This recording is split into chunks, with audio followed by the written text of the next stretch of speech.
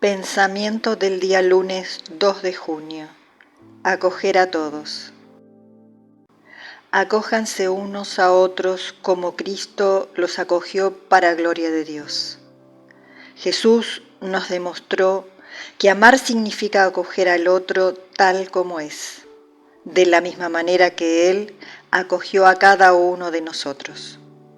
Acoger al otro, con sus gustos, sus ideas, sus defectos, su diversidad.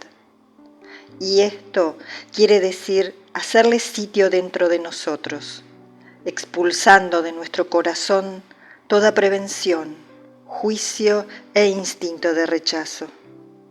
Jesús fue mandado por el Padre para salvar al hombre, a todos los hombres.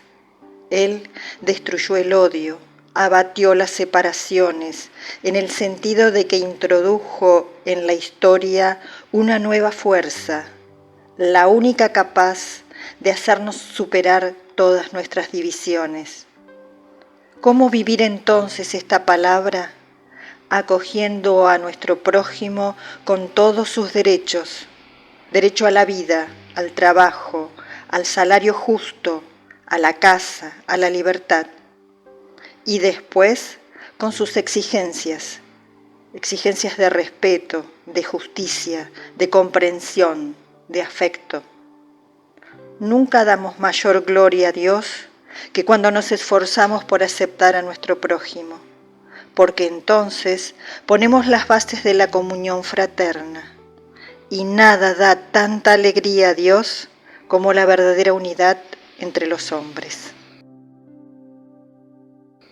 Chiara Lubich, fragmentos del comentario a la palabra de vida de diciembre de 1986.